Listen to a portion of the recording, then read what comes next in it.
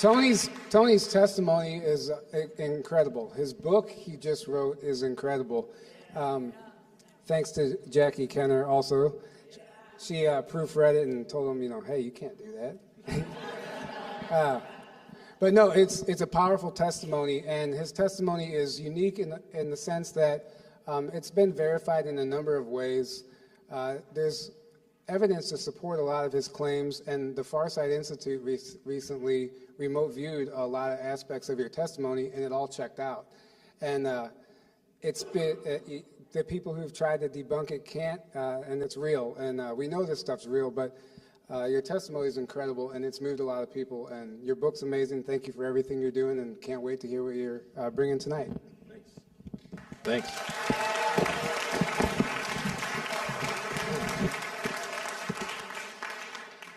Can you hear me? Is that good? How about in the back? I sat in the back for the last two presentations, and it was a little tricky to catch everything. So make sure if you guys can't hear me back there, just give me a wave and I'll start screaming. So Tyler, I just want to say, Tyler and Aaron, number one, Journey to Truth has such a huge curb appeal. It has a great audience, a good following. You guys really are a major player in disclosing this information. So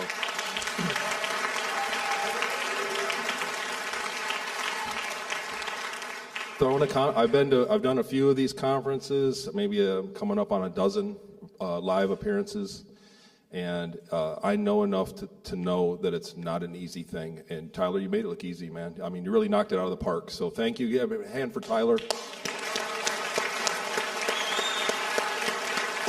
And Aaron, I don't want to leave Aaron out of anything. I know you guys are partners. You guys are bros. So, and everybody else that helped you. This conference is really running like a clock. And so it's a pleasure to be here. It's a big crowd. Thank you for coming out, everybody. I'm blown away really by this crowd. I knew that because this conference was solely geared around secret space program disclosure, that the audience was really going to be up to speed. Other conferences are kind of watered down. There's UFO guys, secret space program guys, spiritual healing and crystals, and they have a bunch of different subject matter all in one conference, so the crowd really doesn't gel. And I'm gonna get the hard part out of the way. I think first is I never expected.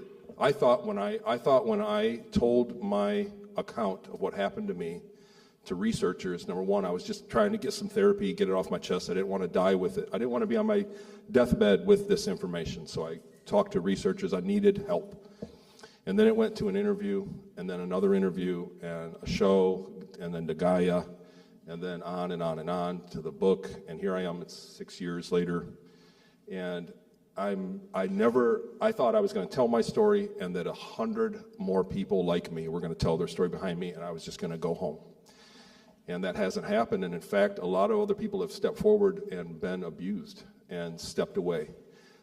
Guys I knew, you know what I mean? I don't even know if I should mention their names, like guys like Jason, Michael Gerloff. These are people that, were, they had their personal lives greatly threatened by telling their story. And so they had to step away. And it's like, in many ways, I'm the last man standing out of that group of people that came forward 6 years ago. And it's a shame. But I want to say this, that I never expected the reception that you guys have gave me. You guys, from one end of this building to the other, people have been very loving to me. And, this is why I'm getting the hard part out first. I didn't expect that, and I didn't tell my story so that I could pull on your heartstrings and make you feel sorry for me. I told my story to be a rat on those bastards and put it in the history.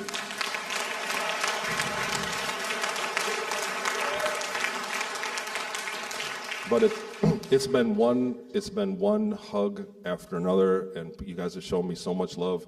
I just want to take a minute before I get into this to say I love you too, and thank you so much.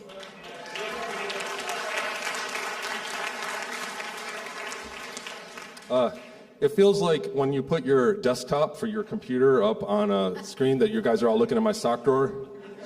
So, no, I'll do no incognito browsing, I promise. I originally, like, I have a slideshow that goes through everything basically in the book from the beginning to the end. It's my story. It's not I didn't write it as a fictional account. It's not a movie. It's what happened to me, and in the order that I present it. And I just don't feel that I want to do that tonight. Firstly, how many people have read the book? So quite a bit. So how many people have seen me in interviews? Live. So, right, interviews are easy. It's really easy to do an interview, to sit down and have, especially when you have a talented interviewer, and even some that are not talented when they interview you. I know I have my own show, and Jackie tells me all the time I'm a shitty interviewer, but we get it done. We get it done, and we have some great content. You get some good info in there, so it's easy to do interviews. It's also easy for them to get rid of the interview. As we all know, there's been a lot of canceling of a lot of really good things, information-wise, and other things that just come up missing nowadays. Big tech has their way, and we thought that we were protected by our amendments, and we're not. So having a paperback cover in your library at home is a really good insurance policy for this information, because beyond me, beyond anything that happens, this needs to go into the future so that we can keep their lies in check, because that when there's a disclosure, we're going to get a pack of lies. They're going to have to sanitize it and water it down. There's no way they're going to tell you what I went through or what other people went through in that way. There's just no way they're going to disclose it like that, and this needs to go into the future. So a paperback book was a big deal, and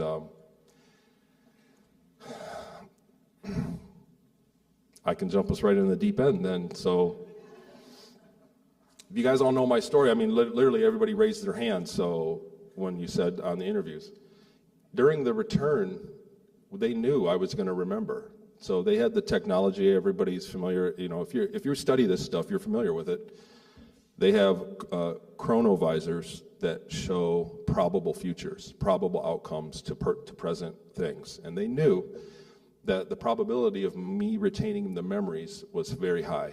And so much so that they took me to a corner office on a building on the moon. I looked out the window onto the surface of the moon, and he plugged me into a computer, and I got another round of very painful, trauma-based mind control. But this time they connected me to a machine that showed me my probable futures. So I got to relive it. And what they did was, probably through some sort of implant towards the end of my days, recorded that data right up to the moment of death.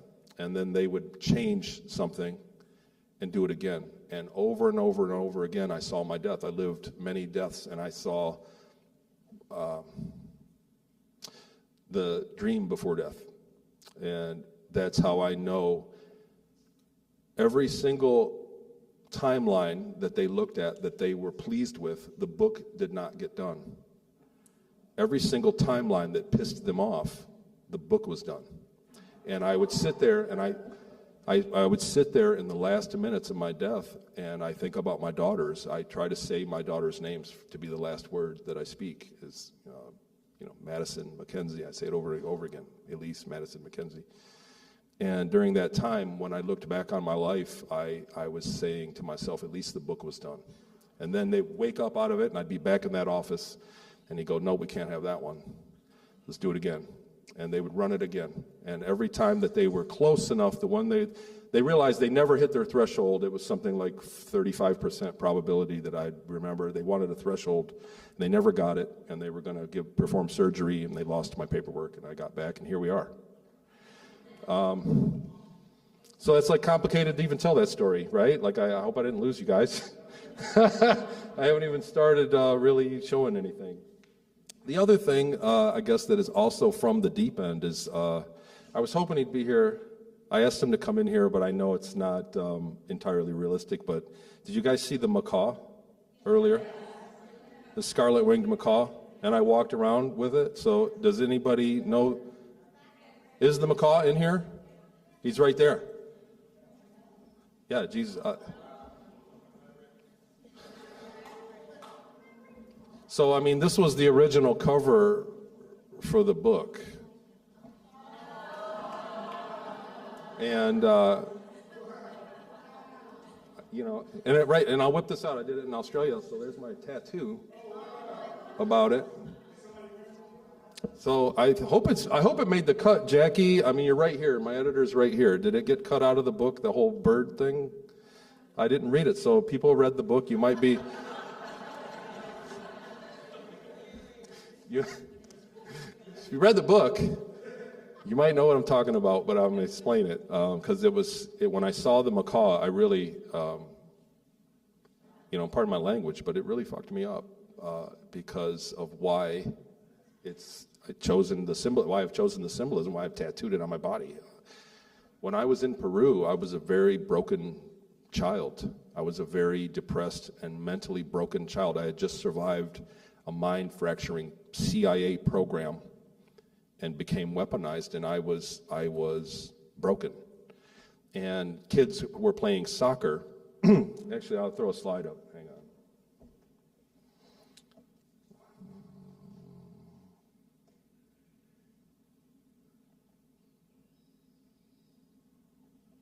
Come on.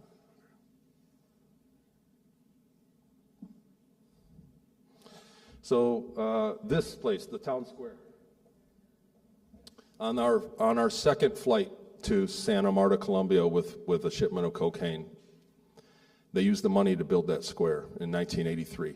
So, So I don't have the paperwork behind that, but I did do an interview in Brazil that got translated to Portuguese, and people saw it that did live in that town in '83, and they got a hold of me and confirmed it.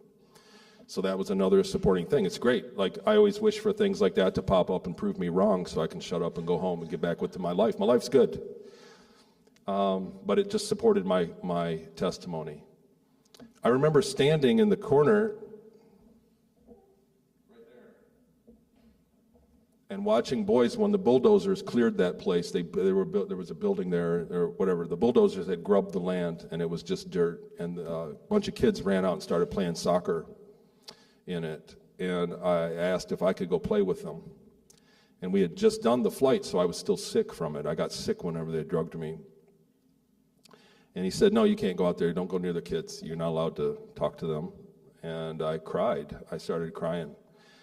And that whole time I was, like I said, very broken. And again, I'm not, this isn't a pity party, right? I'm not trying to pull on your heartstrings here. I just want you to understand what led to this. And later on, Manuel got in a fight or a disagreement with a guy, and I said, why don't you just beat him up? He's skinny. Just beat him up. And he said, I can't. He's got a blessed life. That guy's lucky about everything. His parents treated him well. His life is blessed. They believed it. So this is another thing I'd like to check out sometime. I'd love to go there. And I said, am I blessed or cursed then? If he's got a blessed life, does that mean I'm cursed because I'm so sad? And he said, I don't know. You're going to have to decide for yourself. And we talked about it for months. And the birds would come through town, and we would see parrots land, and he'd talk about how beautiful. And he would always say the scarlet-winged macaw is the most beautiful bird in South America. He said, they're all pretty, but the scarlet-winged macaw is the best.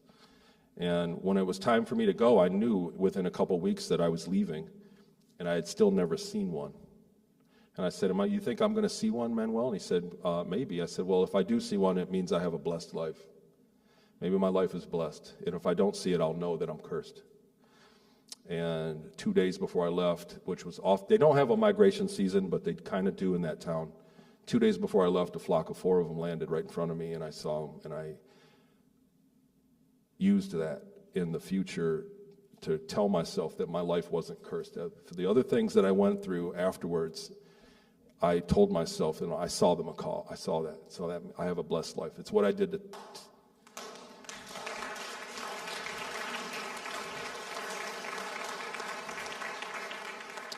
That's why now, after I got my memories back and I did everything, I got it as a tattoo, and to remind myself that it's a lifetime thing, and to remind myself when I'm feeling whatever, poor me, when I feel sorry for myself, that to remind myself that my life was blessed. And while we were sitting here, I looked up, and there's a fucking scarlet-winged macaw in the room. So. For you guys, it's just a cool bird that says hello. For me, it's like a message from God. So that's how I took that. That's how I took that to today. And I tell you what, it choked me up. They were filming me, and it was like weird. I was like getting misty about it. So, and I kind of still am. So that was a big deal. It's mentioned in the book. I would invite you guys to read it. The other thing I wanted to ask is, anybody here ever worked for, at one point, the CIA, the Central Intelligence Agency?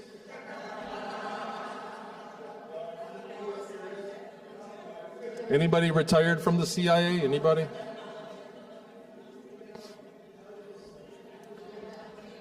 You can say it. You can raise your hand.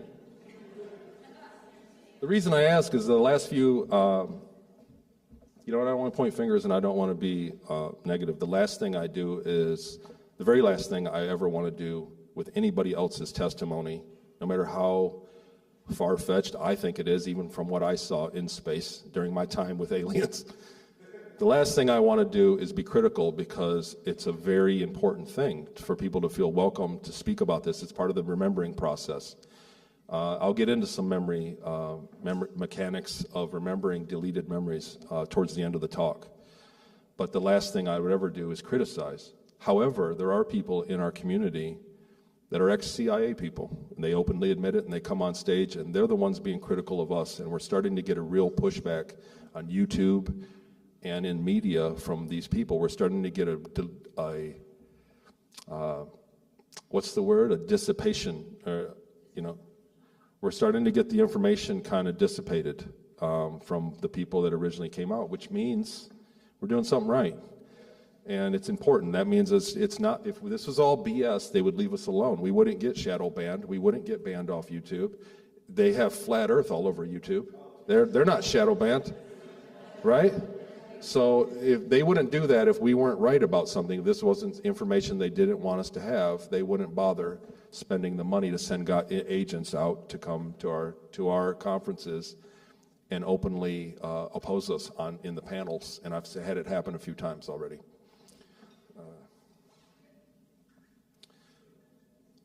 So I wanted to just because of the bird,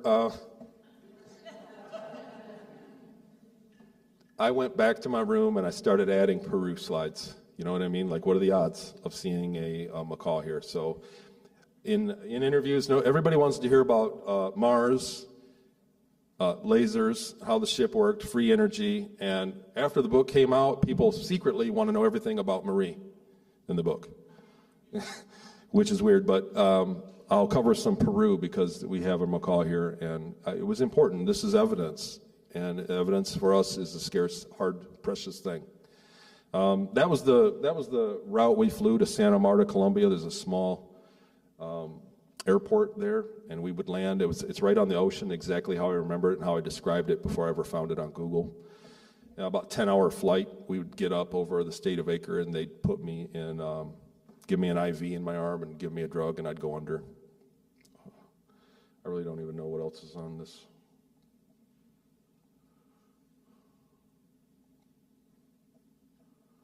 This is an artist drawing. Mark Hallisey, a good friend of mine, drew this. And I've done this in other presentations, but this is basically what it was. There was about that much cocaine that they loaded on board. And they would put me on the cot on the inside of a C-46 Commando airplane. The first time I went, he put me under, he put an IV in me. I traced it down. I looked at a lot of research that they did in the 80s with the CIA with induced psychic abilities. And there's a version of, they were having a ketamine. They were using ketamine in Vietnam to do field operations on soldiers. And what they found was that a pretty high percentage of soldiers were having prophetic visions while they were under. So when they were waking up or while they were under getting operated on and had anesthesia in the field from a ketamine version, they were telling what was going to happen the next day at the battle accurately. And so the CIA researched that, and then they said nothing happened, and they canceled it. But that's pretty much what they were giving me as best I could tell. The first time I went, he put me under, and nothing happened. He said I was... it was all gibberish, and he said they were going to feed me the piranhas. Everybody knows that. I've said that in a lot of interviews. And then they sent a silver mesh blanket. They got a hold of the people that had sent me down there, that they were paying for me to be there. And they sent a silver blanket to block the EMF signals from the airplane's instruments. And they wrapped me up in it on the next flight. And the guy, Manuel, the guy who was basically the only person that spoke English in that town, that was my handler, for lack of a better word, my chaperone, didn't believe in any of it. He thought that I was going to go under and wake up and they were going to get rid of me on this flight. But when I came to, he was white as a ghost, and he couldn't believe the things I was saying. I said I spoke Spanish. I spoke fluent Spanish. He had spoken to his grandmother, his dead grandmother. Many people, he said, many different voices came through, and that's what was happening. So I did that monthly for a couple years. That's the inside. So then, lo and behold, after the memories, I went, well, let me look online and see what the inside of a C-46 Commando airplane looks like. And there's a similarity from my artist. So that's the difference. I found this is normal. In my very first research with Dr. Sala, I told him I remembered we rode around in big trucks in the town. That they didn't have a taxi; they used big farm trucks. And this is the modern version. Back then, they had old trucks like in MASH that we would ride around in. So there's a C-46 Commando. And that's about where it is, the river town. So it's really not a reality for me to go back there. I was saving going to Inyokern for evidence, for gathering evidence to support me. And Brad Olson went there, and we did a live, like a Facebook FaceTime. And I was calling out things as he was walking up, because I've never been there in my life. But I was calling out things, and it was exactly like he was seeing. And he was impressed, he said. So that was nice that Brad, on his way home from Vegas, stopped in an Inyokern. But it's not realistic that I go to Porto Tawantinsuyo ever.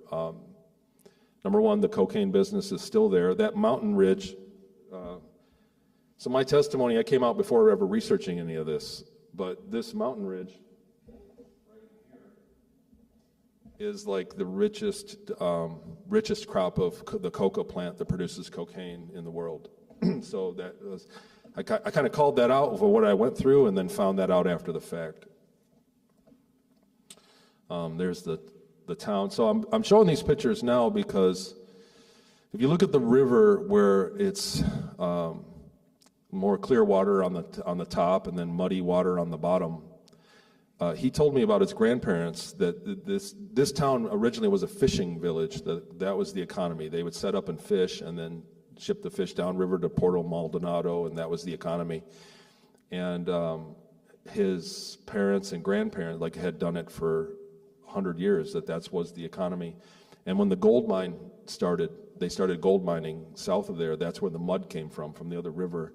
And he said they cried. His mom and everybody, the whole village wept about it. They were all sad. There was nothing they could do. They tried to stop the gold mining. There's nothing they could do.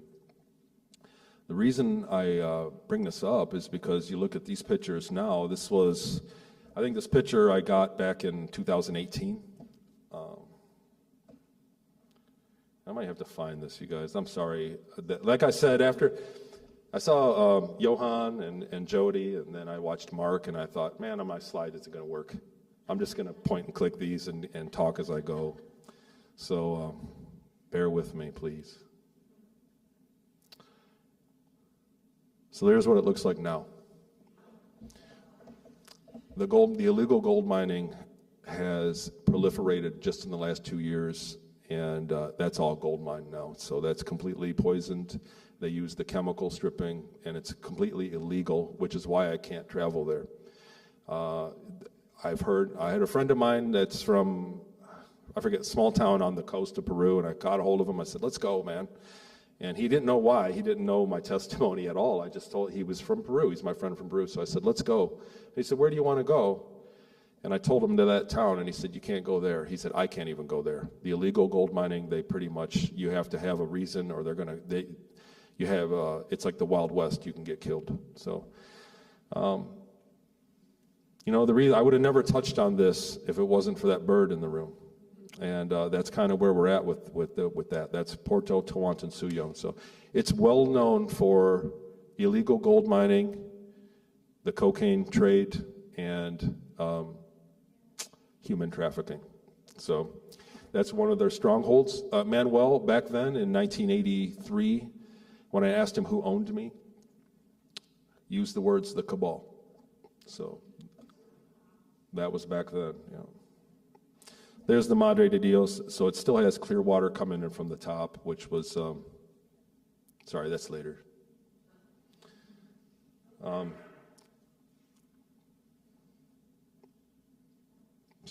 Sorry guys. I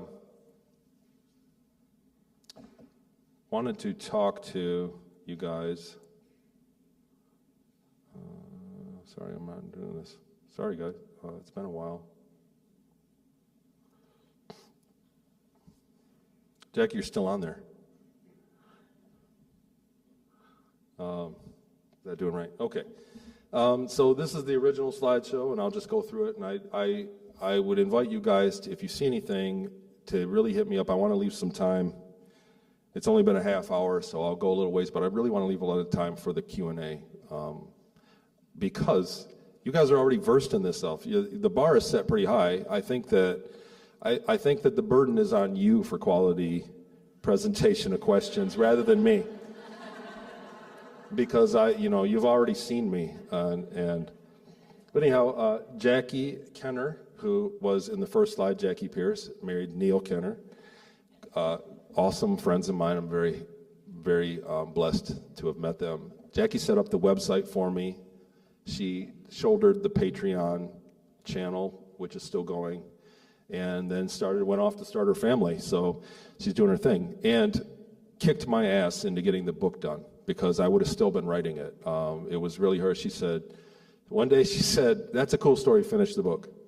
And I said, "But wait. But she said, cool story, Tony, finish the book."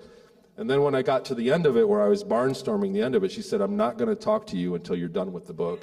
We're not friends anymore until the book is finished." So it was the last little bit, a nudge of motivation I need. And then she really worked, really, I don't know how much, but day and night. I mean, you put a lot of hours in the last 3 weeks, I want to say, of editing the book. She did the final edit, and I think cut out a few things that said, "Makes you sound like a pussy." And again, sorry about my language, but I'm going to try to be as transparent as I can with you guys. I've got her in the room, that's why I'm doing this. Not always going to be so lucky. So, but she really had the abilities to do the things that I couldn't with getting my information out there. So it's really on the next level of it. The book is the next level. I look around, I don't know who else is a speaker at this event? Raise your hand. Anybody in the room? Any speakers in the room? Jermaine? Daryl? A few people. So I would tell anybody, I would tell all of you, you all have a story. Every single one of you has a book that everybody wants to read, really, in you. All of you do. You wouldn't be sitting here if you didn't. And putting it in words makes it reality in a different way, on another level than in your mind and in your heart. And it's very important to write books. I wasn't motivated to write the book. I wasn't really gung-ho for it. I was one of those things, yeah, I'll get to it. But after it's done, and where we're at with it now, it's really done, it's really dispelled the demons of what happened to me. So I would say everybody has the same thing inside them. You have the same kind of demons in you. You have your same story. We all have our struggles. And if you write about it and other people can relate to it, it's the way you get over it. So I would tell everybody, especially the speakers with this information, to get out there and start writing. It's a lot of work. It's not easy, but it's worth it.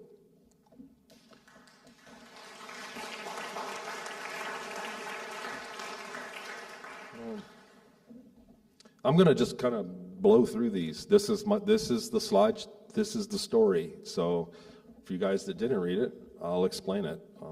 There's my house. I grew up there. That's where I was taken from. We had a long driveway. It was originally a farm, and we ended up on, with some land out on an old 100-year-old house. There's the school I grew up in, and I don't know, there's a little bit of space in between these. I wish there was. And there's the guy that popped into my room one night and introduced himself and paralyzed me and had these guys come in the door in my bedroom and carry me off to a laboratory and do tests on me and tell me they wanted to borrow my consciousness for 20 years. And because they needed my help, because they were great guys. That was really the sales pitch, that they needed my help. Like I was special. You're special. You're chosen for this. You're lucky. He told me that over and over. You're going to get to live an extra 20 years more than everybody else. So you're lucky that we have you here for this, which was pretty much turned out to be bullshit. That's how I experienced. So I love this slide, and because I think it's going to be evidence at some point in the future, because I didn't experience the 20 years and then my life, or my life and then the 20 years. Like I didn't blur between the two. I literally lived till 10 and then did the 20-year program. Like that happened first. And when I got back to 10, when they were finished with me and did whatever they did, time traveled, age regression, I don't understand the process, to be honest. When they put me back, I felt like I had been gone for 20 years. It wasn't a blurry thing. When I got back to my bedroom Friday morning, I was taken on a Thursday night, and Friday morning when I woke up, I didn't recognize the pile of toys. It had been 20 years since I had Stretch Armstrong, and I picked it up, it was broken, and I went, wow, and I was totally lost in my own home. It was like leaving my childhood for 20 years and returning to it. After 20 years had passed. Like that was the sensation. So at some point, that's going to come in handy to somebody else that studies this information. Because like I said, I don't know how it all worked out. Here's Inyo Current. Here's where Brad Olson went for me, the Inyo Current Air Base. These buildings here. Brad walked up. I'll show you.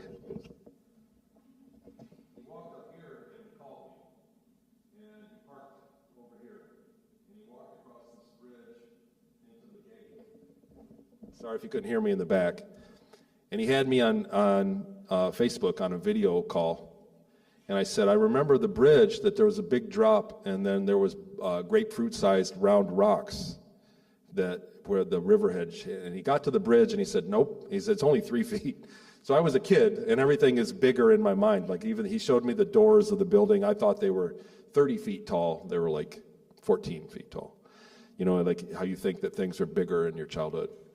But he looked over the bridge. He said, no, I don't see any rocks there. There's no rocks there. And he kept walking. I thought, okay. And he walked another 30 feet up, and sure enough, there were round rocks that were there. He said, oh, there they are, exactly how I said. So he kind of perked up. But he just went to the gate there, and he went over and took pictures of these buildings. And showed me the mountains one last time over where I always dreamt I'd escape when they were putting us through that test that we had before they hooked us up into the chairs in the morning and started the electroshock. We would always look towards the west at a mountain range, and I would always imagine I could hop the fence and get to those mountains and be safe and escape. So when he showed them to me, it was kind of a moment, like I still that's still on my bucket list. I want to drive back here, and I want to drive to those mountains, and just so that I can complete that for that little kid. But I always point this out. This is a really great thing of evidence. Those 3 buildings is where it was. Back then, they were portables. They were condemned after and replaced, and those are buildings that Brad showed me. They're not portables anymore.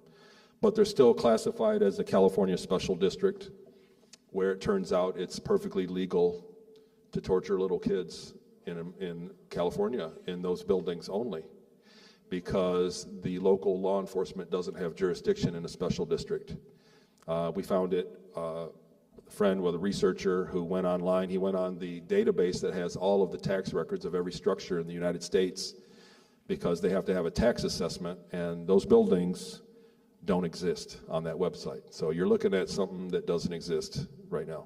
And that's exactly one of the very first memories I had, was of waking up there right after the abduction experience. Like that's where my 20 years began. I did a quick trip to the moon from there. This is from Niera Isley. And I'll tell you guys something on the side. Elena Denon introduced me. We were on a post. I think, Jermaine, you were on the post too, on Facebook. They posted something, and Elena said, Tony, what do you think? Is this real? And she said, what about you, Niara? And I said, Niara Isley. And then there was a back and forth, and I thought, I'm not, and I wrote Elena, and I said, I'm not seeing anything from Niara Isley. I'm not seeing any posts from her. And so he got a hold of her and said, can you see Tony posting? And she said, no. So I said, did she block me? You know? But I had wrote her probably 4 years ago about this slide. When I added this slide to my presentation, I said, did you? And sure enough, I was on her blocked list. She never blocked anybody. Somebody blocked her for me.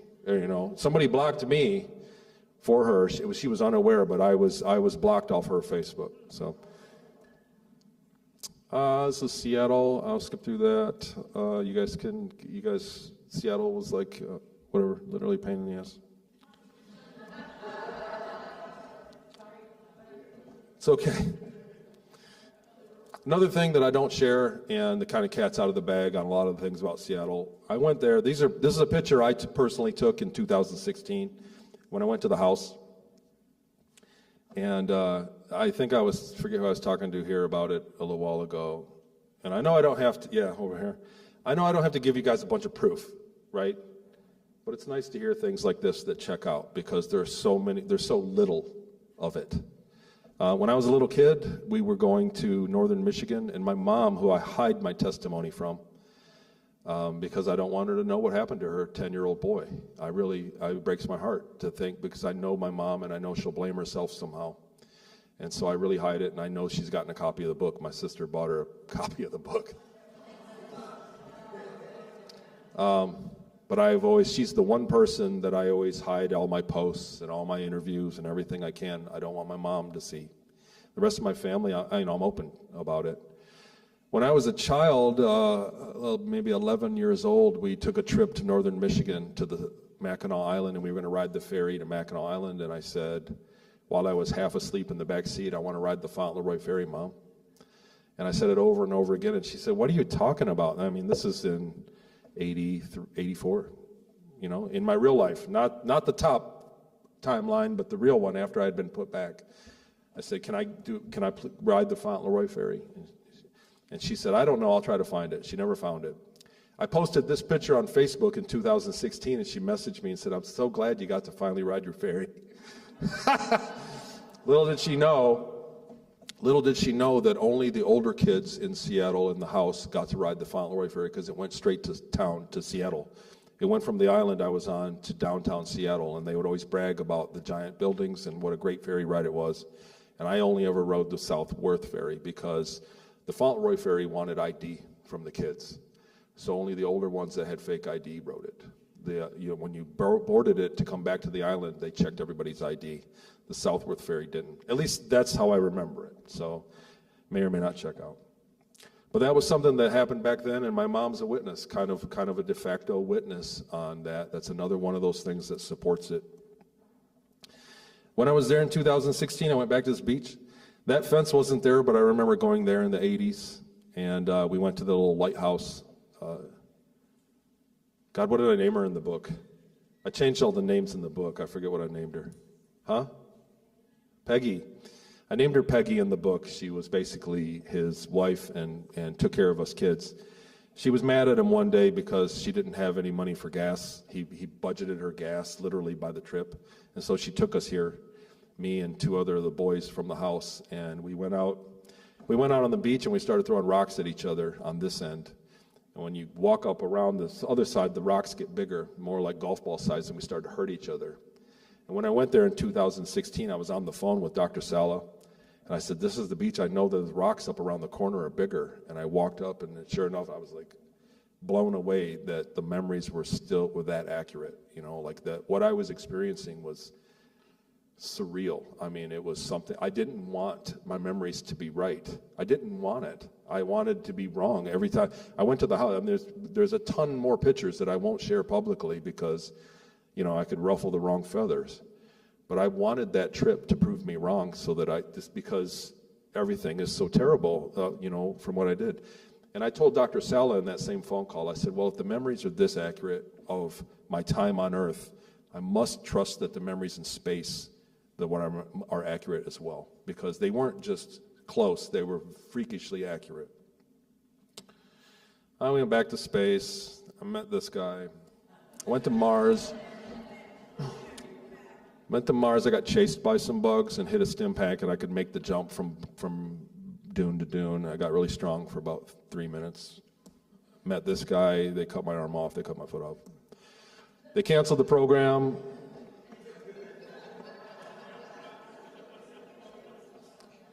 I'm only saying this because you guys already know all this stuff. They canceled the program. They sent me to a city underground on Mars. A arrogant, tall alien retrained me, gave me aptitude tests, and I ended up as skilled labor and ship maintenance. And then they sold me to these guys. This is a colony.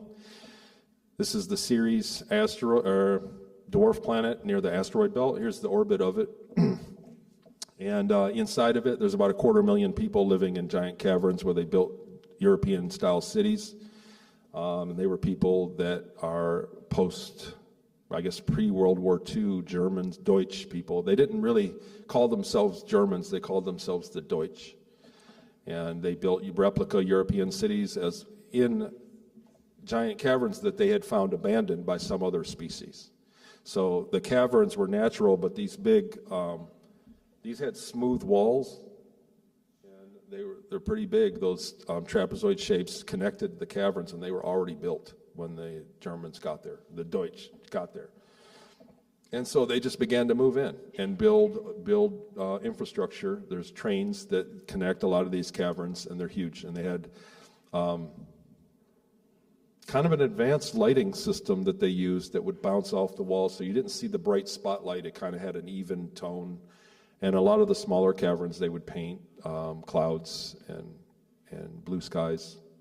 It didn't fool anybody. We knew we were in the dark. They had artificial gravity everywhere, so a lot of other experiencers. I would love and invite you guys to talk more about the gravity plating, because that's basically one of the cornerstone of the entire space program, the secret space program. The gravity manipulation technology is one of those things. It's like electricity. Once you get some of it, you're going to get everything else that comes with it. Once you learn how to harness electricity, you can make the oven and the refrigerator and the lights and everything on and on and on, and the computer and the internet. So once you learn electricity, you can do all those things. The gravity manipulation that's being held from us is the same way. Once you can create artificial gravity, you can make an anti-grav craft, you can travel time and space, you can do a lot of things, and that's the cornerstone of the secret space program technology that's being withheld. It's one thing that once the cat is out of the bag, they can't put the genie back in the bag, bottle, cat.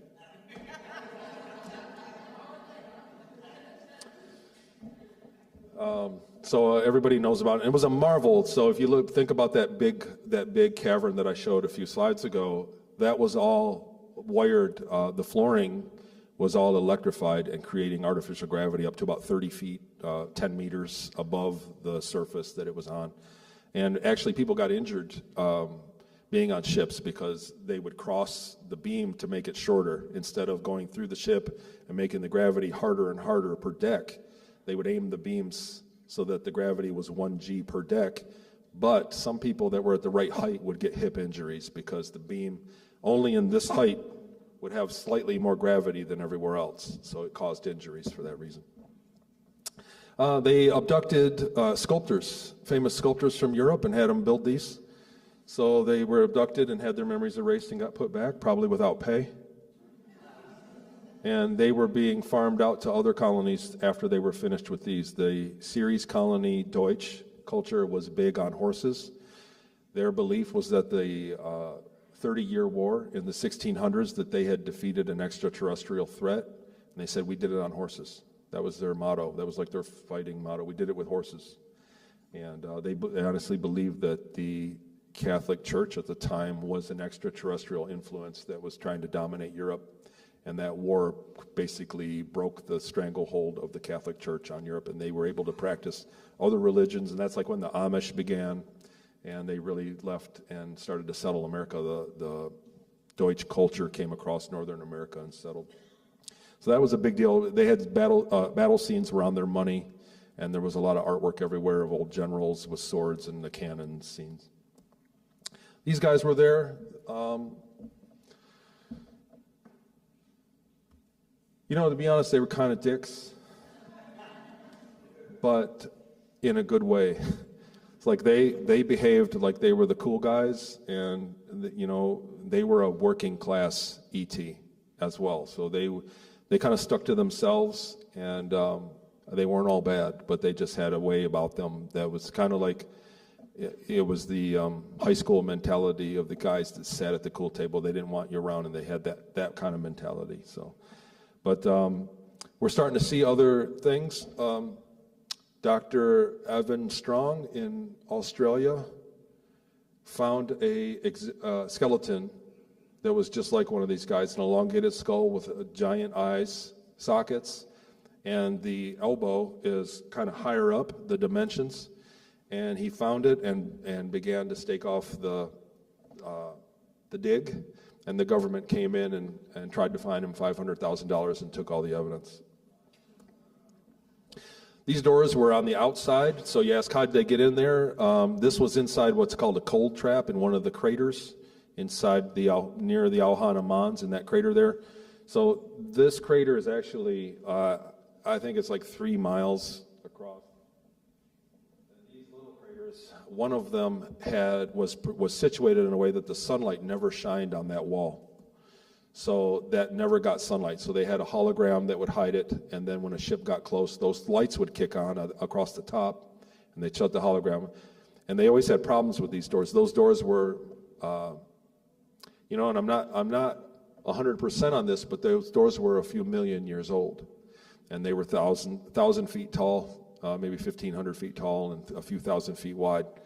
And that's how the ships got in. They always had problems with them not closing all the way, so they had air pumps that would balance the atmosphere in the hangar bay. And the hangar bay was something like 19 kilometers long. So the air would slowly leak out these doors, and that was an issue. That's an overlap in testimony with Johann Fritz as well. He was stationed on Ceres Colony once. That was his testimony long before he never heard of me. And came out and said that, and he said that Ceres Colony had hypoxia, like the whole colony was, but really it was just the hangar bay area from those doors. This is like a flight path. I remember when I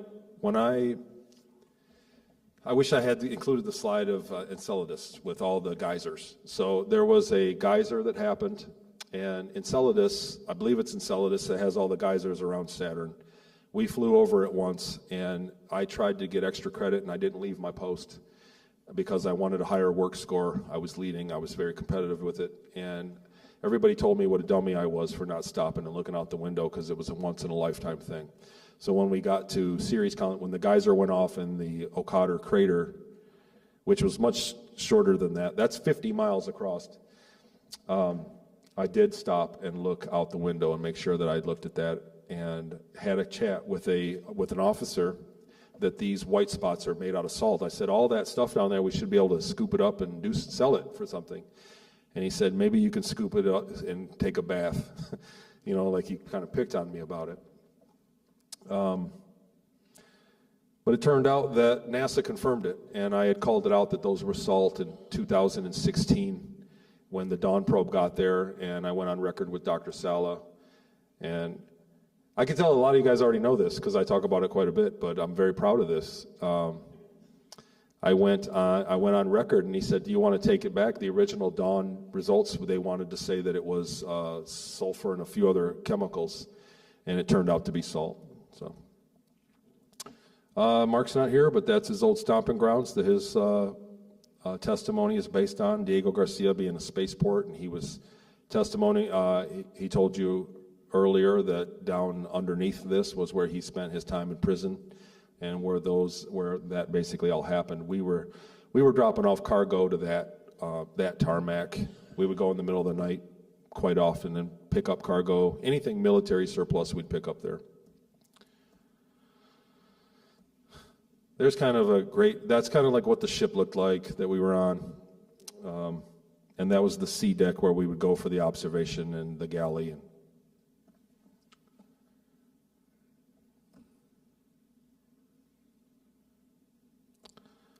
I'm sorry, guys. I'm gonna burn right through this because I want to get to the memory recall stuff that's newer. So the question of life, everybody knows what this is. This is the Hubble Deep Field with all the galaxies in there. So each one of these blips is 1 trillion stars, and that gives you the math. I just wanted to get through that, and then I kind of want to go to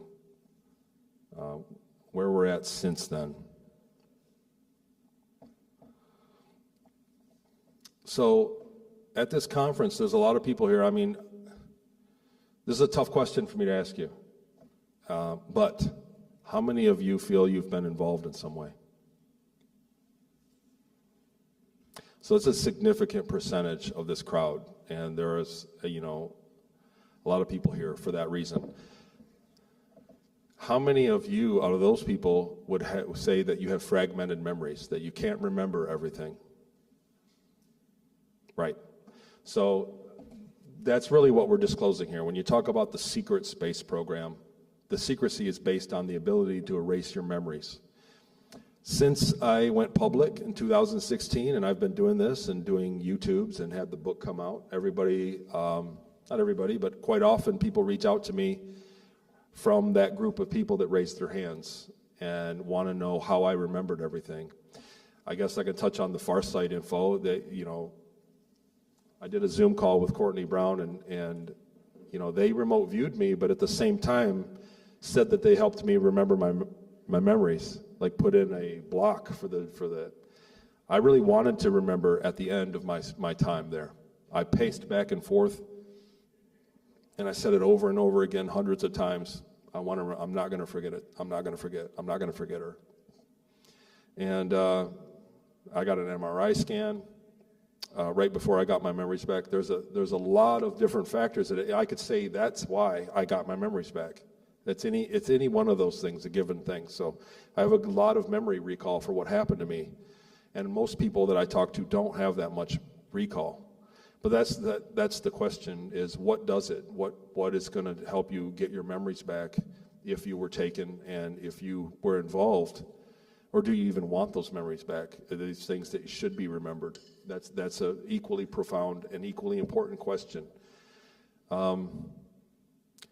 People contact me all the time, so much that I can't keep up with it, and so I started charging to kind of thread it out. I got a few people that were kind of quacky, and so I put a fee there, and because I just couldn't I couldn't get back with everybody. I think you over there, you made an appointment, and I couldn't get to you.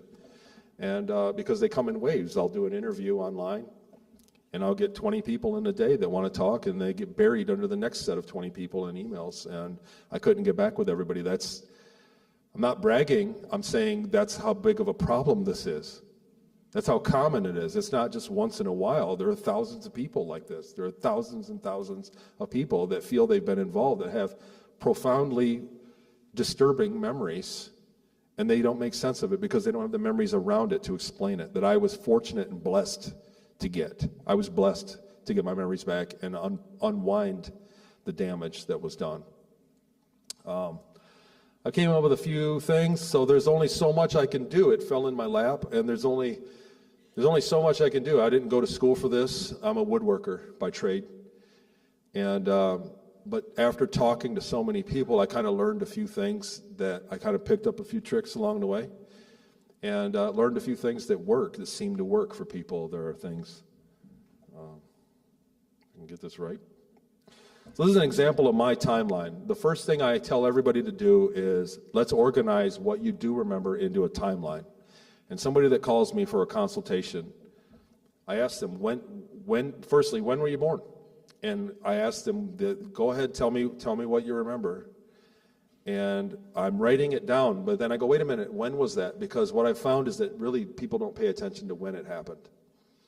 People pay attention to what happened and how it made them feel, and it gets lost in long-term memory. So the very first thing I do is try to unpack it and put a date on it. And the reason I do that, I'm going to go back and forth between these two slides. So this is kind of a graphic representation of how your memories work. So everybody here has really good short-term memory. You remember what we were doing for breakfast today because you have the chronological evidence, memories of what you did since then. You have a timestamp of breakfast. You know it was in the morning, and you know it was breakfast, and you can start to think, oh yeah, I did talk to you about not making my appointment. So, right? So I remember that. That was this morning because I remember what I did since then. I have all those memories since then, and they're active in my mind. Long-term memories are kind of different. They get fuzzy because you begin to scramble them up and not give an address of time on when it happened. And so they could have happened here, could have happened here, I don't know. It might have been in here, it might have been in 85, it might have been in 82, I don't know. I really don't care because it was 30, 40 years ago. It was 40 years ago. So I don't really care what happened in between. All I know is that I talked to you about missing my appointment back in 80 something. So that's the problem with the long-term memories, and people don't get past the block. The blocks don't fail overnight. They fail over long times. So after decades of the experience of being taken, then the blocks begin to wear off, and that's when people tend to get their memories back 20 or 30 years later. That was my case as well. So what I found is that when you make a timeline and you give those long-term memories an address on where to be. So what happened? I was taken. When was that? I was 6. Okay, what happened next? My mom and dad, something happened. Okay, what happened then? Then I saw a gray. When was that? I was 10. Okay, now we're giving those addresses. What happened in between that? Oh, I never thought of it, but we moved.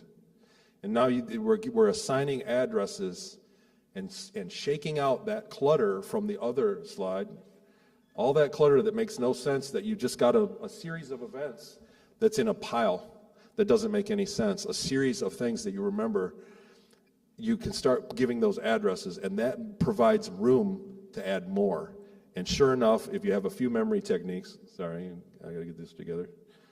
If you have a few memory techniques and you dwell on it the same way that you do any other natural memory, the name of a song or what you did, or the last birthday party, what happened at that last birthday party, if you dwell on it and then relax, and then dwell on it again and then relax, the memories come. I developed this because I started doing interviews and I started getting my feet held to the fire. And people said, well, if you were there, then what was the bathroom like? I didn't give it any mind, but I sure had to go to the bathroom, and I knew those memories were there too. And so I began to do that. I began to think, what was the bathroom? How did I brush my teeth? And after time, I learned that first thing in the morning, and I would think about it and then let it rest a day or two and then do it again the first thing in the morning in a couple days. The memories would come. And once they come, more memories come with them. It's a keystone memory. One leads to another. That's just how we're built. And though I'm lucky and blessed that I had that long-term memory and I got as far as I can, I found that everybody else can do it too.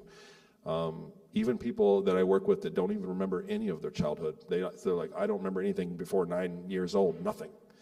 I found that if you work at it and you're patient, that you can manage those memories out. And the timeline is the blueprint for it, and it works. The other thing about the timeline work that I found, and it's a little shocking, is that you can predict when something happened.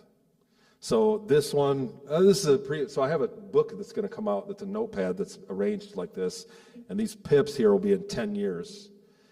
And so that people can do 20-year increments. And then towards the end of the book, you can zoom in on it and begin to add memories. And what I found is that on a 20-year cycle, and it doesn't have to be the secret space program, and it doesn't have to be a gray ET involvement. It can be a lot of things. I found it very varied, is that you can look at it and go, when did it start? And they go, it started here. And I can roll the clock forward and add 20 years to that number, so I could say, oh, it was in 82. So in 2002, tell me, did anything weird happen? And they go, oh, wow, how'd you know? And I found that there are cycles involved in this. So alien contact is based on a 20-year cycle. I talked once to Dr. Andrew Bashago on a phone call. We talked for a couple hours, and he explained to me that Project Pegasus was locked in 20-year increments of time travel. He said that it was a condition of the field of the Earth that added an address to when they traveled time, and it was locked into 20 years. So they could go back 80 years, not 82. They could go back 100 years, not 105. They had to go in 20-year increments, the original Project Pegasus. And it seems to be a common theme among not just people in the United States Secret Space Program, but contact from all over the world, from all different levels of technology, from different kinds of ET species, from people I've worked with, that there's a 20-year cycle, and once you start to iron out the memories that they have into a timeline form, you can begin to predict when it's going to end and kind of get a vague idea when they're going to remember more. So, have I blabbed it all away?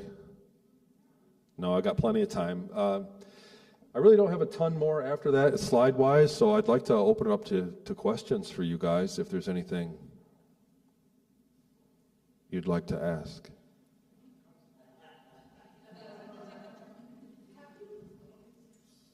Come on up here. Come on up here and grab the microphone, please.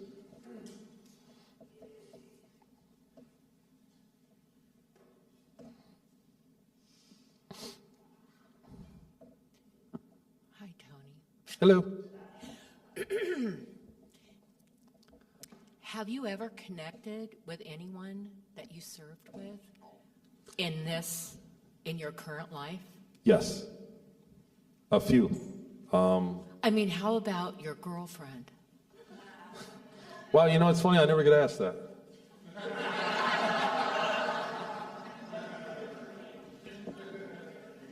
So, again, in the book, Marie? in the book, I changed all their names. So, I tend to rename people by their middle name when I speak about them in this sense.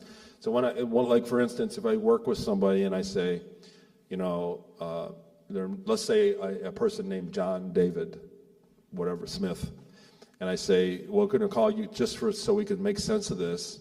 We're going to refer to you in the space program in your 20 years, David, and you in this life on Earth, we're going to call John, so we have an identity to work with. And so I tend to call people their middle names. So I'm trying to deflect away from the Marie question. Is it working? I found her. I told her everything. She was happily married with a beautiful family. She's well off. She's a beautiful person. She's a kind soul.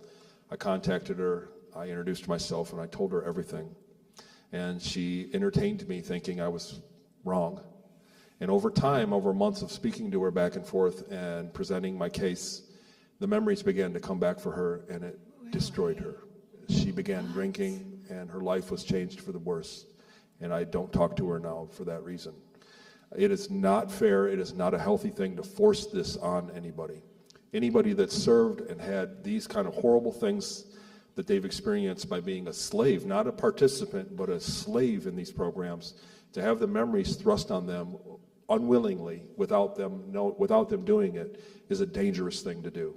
And that was my lesson that I learned, and I won't do that again. There are other people that I've met, that I know were up there, but I don't tell them I wouldn't do that again. If somebody asks me questions about this and what I've been through, I'm more than willing to share, and I'm an open book. Anybody that comes to me and wants the information, I'm more than willing to share. But to go out and force this information on the level that I know it, I found to be very harmful to people. And you got to let the sleeping people sleep at a certain point. They have to want to know more. They have to want to know this, and in order to digest it and to withstand the shock that it is, that our world is really not what we think it is. It's nothing like what we think it is. So, yes, I found her. Yes, I found others. It's funny, not funny, but most people don't want to talk publicly about it. It happened to me. I had the cart before the horse. I didn't want to do this. I should have made an alias name. I should have made a cool name. I should have done so many things, but I was just so bewildered with all the knowledge that I had that I just started talking to anybody, and before I knew it, they put me in front of a camera, and by then it was too late to unwind it all. So here I am. I just kind of went with it. Right. Which, I think we all knew that that's the reason why you remembered, because you wanted to remember her. That's absolutely right. So, you Thank know, you. every relationship, long or short, has a introduction and a peak and a decline, and many of them end, or many of them have an ebb and flow, and up and down. And her and I were separated at the very peak of it. And so that motivated me to not forget. I wanted to remember her. I was at the peak of my connection with her at that time. So that was the motivation when I was being put back to the moon to go through the process of deleting my memory or blanking my memory. That's what I didn't want to forget her. And so that was what I was fighting to remember. I was combative through the entire process with them. So, Eric? Hey, bud. Hey, Tony, how's it going?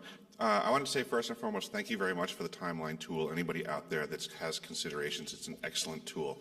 In your discussion tonight on this tool, you had said something I hadn't heard you mention before, that it could be utilized to determine an end of service, sounded like you were mentioning. Could you clarify that function of this tool, perchance? Yeah. So, and again, like, I'm not an expert. I didn't go to school for this. I worked with people. People got a hold of me, and I kind of, gleaned it out of dealing with this, hearing the same thing over and over again, hundreds and hundreds of times. What I found is that, especially in the 80s, that the process of deleting your memory or blank slating, whatever you want to call it, that process wasn't as effective as it is in the 2000s, the late 90s. The people that are taken then really have a hard time remembering. Or maybe they just have to wait more for that block to wear off. But in the early 80s, those people that were taken then really tend to have a great deal of memories, and especially the intake event. So the event where you were taken, the first 30 minutes of my contact, when I had that guy a million slides ago pop up in my bedroom and take me, I never forgot that. I remembered that the next day in school. Well, a couple days later. The first 30 minutes of the abduction was never erased. And so that's the intake event. So what I found is that when somebody has a strong set of intake memories of their event, that you can roll the clock forward dead to rights, 20 years, and there's an exit event. There's another event. It's never a one and done. Nobody sees an ET. Nobody sees an ET in person just once. Period. And that's what I found. And so I'm using that intake event as a basis on a timeline form, and it pans out more than not. Can you share the story when you went to the other planet to meet with their leaders? And it was a planet that didn't believe in, they weren't that advanced. They didn't believe in aliens. You thought it was something special. They gave you a glass pad and it came back, and you explained it as like a playbook that they do with the planet's governments, as far as like they visit, they meet with them, and then they meet with a different group. Can you explain all that? You can do a lot better than I can, because I think that's important for all of us to know, because it explains a lot of of the secrecy of where we're at right now. Yeah, exactly. That's right. It was. I'll tell you what, I've been searching for an artist. I've taken so many swings at having some artwork made of that guy, of showing what that being looked like. And I'm still, the search goes on for an artist, so because I would love to show you. Everybody asks, the closest thing I can say is that he looked like a rat human. And if that conjures that, he wasn't Splitter from the Ninja Turtles. He had more of a human face. Imagine, what's his name, Splinter from the Ninja Turtles, but with a human face. And that's really what he looked like. And about this tall. And the translator didn't work great with him, so sounded like he had a broken English accent, which the Germans made fun of him when he wasn't around, but I had great respect for him. He was he was very comfortable in his own skin kind of person. You get different impressions from people, and he was a very likable being. That story I went through with Gaia, and Jay Widener had introduced me to Jason Rice, and we were making phone calls with each other. We picked You know, every Sunday we would call each other up, how's it going, man? And we had actually collaborated, Jason Rice and I were going to have a conference in New York at one point, and it fell through, it didn't work out. But when I told him about that, and he was telling me about a world that they had done that. They had gone down and begun to trade with, and then they got out of there, and the ETs would come in, and there was actually like a false flag event, and combat would happen, and they would take over, they would offer the solution, and then take over the planet. That was their playbook, and because it was one of the few missions that I did away from the ship. I still was in a list for missions, for away missions. I was still on the list, and I had led the productivity out of the 2 cargo engineers for the previous few months. And so they gave me a pad, and it was a really easy job. We were told that we were going in to negotiate a deal with a less advanced. So they were like at the technological level of us in the 60s, 50s or 60s.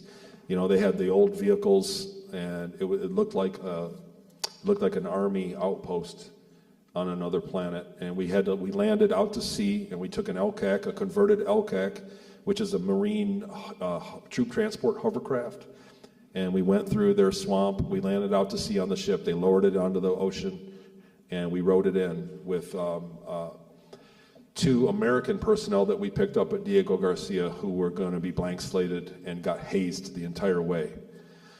But we went in and we met with them, and they brought me along because I was in charge of the stacking reports and how to arrange the cargo in the ship, in my base. I was the engineer. And so they had me measure the boxes that they had to offer. It was an ore, it was a mineral that was more plentiful on their planet, or there was something value to it. And they came packaged in a box that was probably 6 feet by 10 feet by 6 feet, kind of a container. And I measured them, and I calculated how many trips it would take back to the ship and to load up how many we could fit and how many trips we'd have to make to that planet to complete the deal. That was the whole reason they brought me. And at the end of the deal, when we were on the LCAC going back to the ship and going back, I did the math on with the software they gave me on a pad, and I handed it to the captain, and he said, don't even bother, because they had no intention of making the deal at all. Even from when we showed up, it was all just an act. It was an entire act. They had no intention of trading with them. It was the first step in a process of another extraterrestrial race, probably the Draco, or another race that's in the same group of people, all one entity with many species. They were going to have another species come in there and negotiate a separate deal, and we were going to walk away from it, and then they were going to have a conflict, and we would come in and present a solution, and they were going to take over their government. And that was basically, Jason Rice said that's exactly what we did. He was in the IDARF force. He was a member of IDARF, and they were working alongside the Draco to do that, and he said they did that on several worlds. But that was one of my away missions, something you don't forget. That's an experience you don't forget. And That's most likely what happened here. right, or getting warmed up to. I got to tell you that overall, when we talk about disclosure, what's going to happen, we're kind of on the cusp of something happening in that direction. We know that we're at a disclosure time, so the world is kind of busting at the seams. They're not going to silence it, and we're going to get a disclosure. So I'm of the mind that it's going to be of a more positive thing, and I think that a lot of cautiously optimistic that what's going to happen. That we're kind of out of the dark yet, and they're going to give us a sanitized version of what I shared with you, of what I went through. And probably not tell us about everything at once, but we are going to, once it happens, it's going to be rapid. Like disclosure isn't going to be a slow process. It'll happen very rapidly. Thanks. Thank you, Tony. Thank you for sharing your story and for being so consistent everywhere. What struck me was when you had a show of hands in the room, frankly, and I saw how, because I was sitting in the back, and I saw how many hands went up and how many of us are drawn here. And I guess my question is, and of course, who knows, but how widespread is this? How widespread, how many of us have been used and wiped. How big is this? Do you have a sense of that? So I have a best guess, and because I've been asked this many times myself, and I actually kind of pondered on it and did the math. So it was a 4-man crew that took me, or whatever you want to call them. But it was a 4-man crew, and they had a doctor that came in and left through that. So if you take a facility the size of a shopping mall and you put 4-man crews in there, I forget the number, but I came up with it was about a 4-hour process, in and out. And so a 4-man crew doing two guys, in an 8-hour day, do 2 people in the size of a shopping mall worth, I forget how many hundred you could fit in there. I kind of worked it out on paper, but I came up with the number of $500,000 a year in a facility the size of a mall. So on the back of the moon, you can have hundreds of those facilities. And when you think about it over the course of 10 years, we're into the millions. We're into the, 15, 20 million people over 10 years. And so that's a significant portion of society. And when you look at the people that are not drawn to this information versus the people that are here in this room and watching these videos and tuning in, book sales and things like that, you can see that that's probably about the pie slice. We're probably, in the 10 to 15 million a year-ish. I'm screwing the math up because I'm wandering on, but it's in that range. One facility at $500,000 a year. Can I do a follow-up? So with this disclosure that's coming, do you sense that this is going to pop open and more people are going to remember? Or Absolutely. Is this going to be, will there be a way to check? Absolutely. Get records? So I'm actually a little bit apprehensive that the information gets disclosed and that not just a room full of 100 or 200 people show up on my email, but 20 million people. So Help me, Tony. really, that's a real deal. So I got my memories back when Randy Kramer explained. I had my memories all along. When Randy Kramer explained that I could have been taken for more than one night, I always thought I was taken. I always thought that when I had separate memories that were longer, that I was taken several times. I thought, I was taken this time, and I must have been taken again because I was older. They must have came back and got me because I remember being a kid in this memory, but I have this memory of being 20 years old.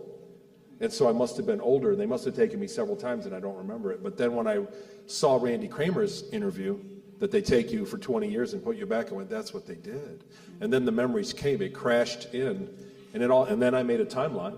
And it all made sense. It all shook out. It was like process of elimination. So that's what's going to happen on a mass scale. I mean, what is the percentage of our audience? When you think about 300 plus million people in the United States, our audience is tiny, very small amount. So the people don't remember because they don't have because Hollywood is not going to tell them this. They obscure it. So when you see it in a real testimony, in a interview form, people are getting their memories jogged all the time. That's why whenever I do an interview and it's a new audience, I get a spike in the volume of people that want to talk to me because it's the first time they're hearing it. I was the first time that you heard this, Jackie, right? And you immediately freaked out and you had to call me. You know what I mean? I was the first time that a lot of people that have reached out to me, they saw me on Gaia or on YouTube and they went, what? And it's jogged their memory because now all of a sudden a lot of memories that didn't make any sense at all had merit. And they went, whoa, I went through that. And imagine this happening in imagine my testimony, on CNN. And so, or even bigger than that. So millions of people potentially are going to go through the same process of holy shit, that was me too. That's what happened.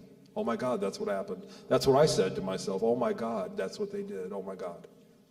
And I staggered around for days thinking that. So, yeah, and that's kind of what's in store. It's going to happen. It's not if, it's when. Yeah, sure. Hi. Hi. Thank you, Tony, for being here and doing everything for us, for humanity. I had the pleasure of seeing you in person well over a year ago, and I can definitely see there's a lot of integration, healing, things that are needed, along our journey.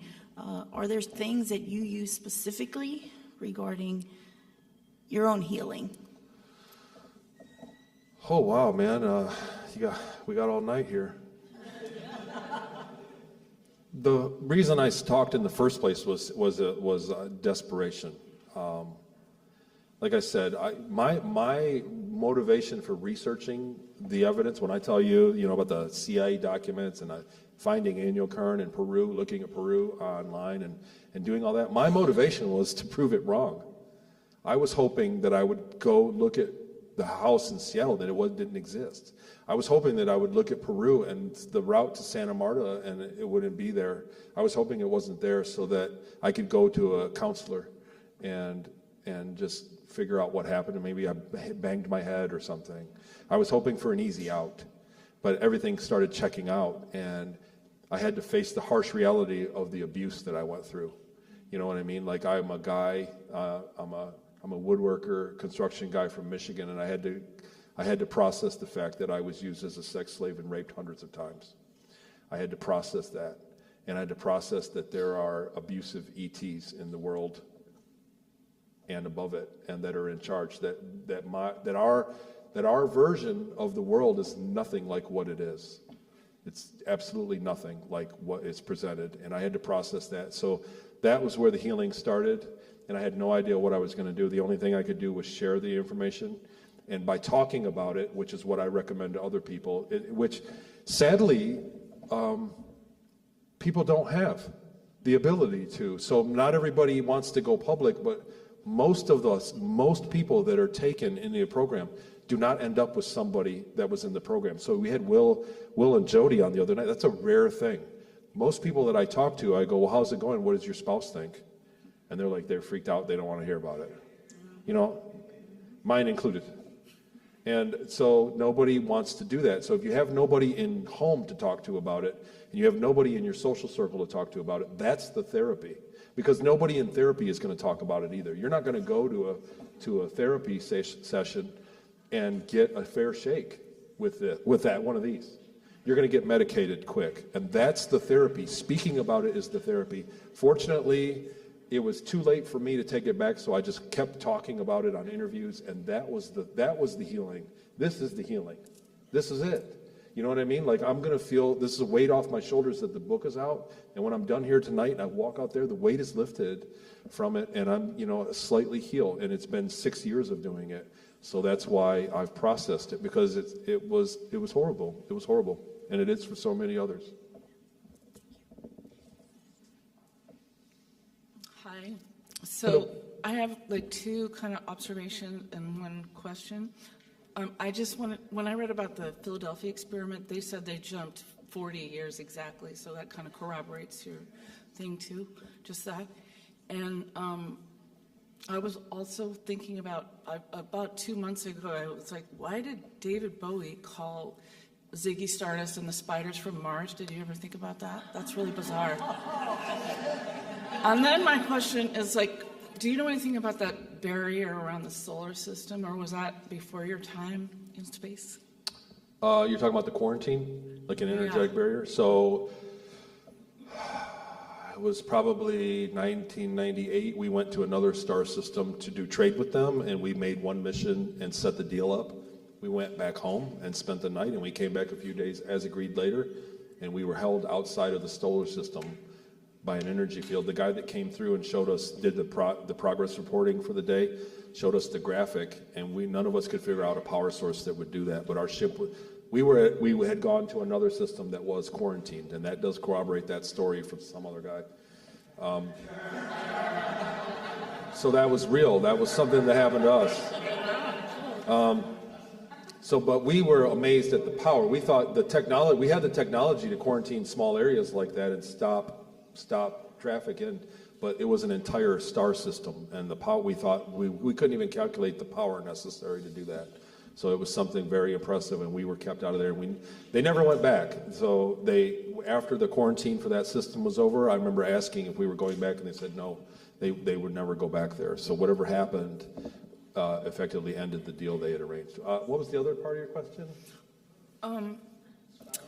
But David Bowie, do you have any? I became a huge fan of David Bowie in 2017. So really? When he died? Man, this is a whole other hard thing to kind of bring up. I was the guy in high school that would sit around the bonfire party with the kids from school, 50 kids, and after I got a few drinks in me, I say, aliens are real, I got abducted. And I did it all the time, and they think I was crazy, and I'd sober up and regret it the next day, and do it again in a few months. And in the college years, there were people that came up to me and started asking me questions about Mars Colony Corp. So there were people that were taken in their college years that had all their memories intact. And I sat in on conversations because I was in the club, and I didn't understand what they were talking about, but they were talking about the secret space program around me, knowing that I didn't have my memories back, knowing that I wasn't going to put it together, but also knowing that I participated. And I sat around that, and I can count probably 8 times that happened. So there are people among us, maybe not in this room, maybe in this room, there are people among us, quite a few people, that go into these programs and come back with all their memories intact and get a paycheck out of it. And that guarantees their silence. They get a paycheck for an X amount of dollars, and they go buy a house with it, and if they speak, they got to pay the money back, and that keeps them quiet. And these are people that go with the grain programming. These are typically the Marine Corps and the soldiers that are going up. But there are people that are fully aware of what's going on, and they know they have all their memories back, but they're not going to talk about it because they're not going to cough up their bonus. And it's that simple. But I sat around that many times. Not many times, but about 8 times. About 8 people like that I could go back, and I've wrestled with contacting them and kind of opening that can of worms. Those guys I knew that are still friends of mine on Facebook, but I don't. And I block them from my posts and things. I just whatever. But that's a reality. That's a real thing. You know, that's a testimony that's on one end, and it's not fair for me to name drop kind of thing or force it, but it's real. That's a reality. Hey, hello. Hi, Tony. Thank you. Thank you for what you're doing. What can you say about the spirituality of the different beings that you interacted with in space, or lack thereof? What a totally badass question. So I am working on a second book, and Jackie says I'll never get it done myself because it's too much. And she's my witness, though, so if anything that's in the second book that's going to come to light without me, she's already witnessed. I've kind of told her the outline of it. But the second book is going to detail, in the book, I talk about a time of being taken and traded to another species for another 10 years from Ceres Colony, that they had a technology that bypassed the 20-year thing safely, and that they made a deal with them, and we went and actually did labor. And it is a story that it's already confusing enough when you talk about the 20 and back on an interview in 2 hours to try to squeeze in 20 years of memories. So that was something that I just never did because it's already so hard to package this for people to understand. But the second book is going to cover a great deal of spirituality because what happened was, well, you got to read it.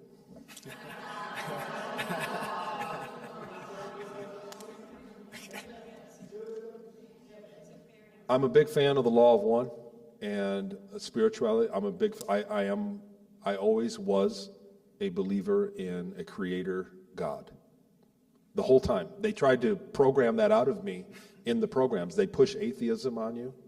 And I always had a faith in a creator God, not in, the religious sanitized way. Like I'm a student of religion. I've read a lot of them. I've read the Torah, I've read the Bible, I've even read the Satanic Bible. I wanted to find evidence of ETs in my early 20s, and I read every religious text I could get my hands on.